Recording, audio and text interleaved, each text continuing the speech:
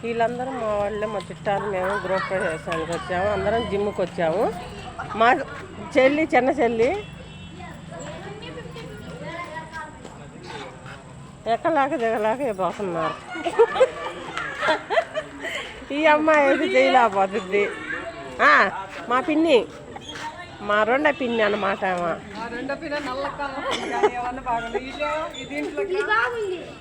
అట్టే చాలు.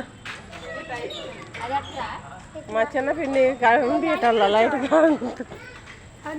మా కొడుకు సూపర్ గానొస్తుండు.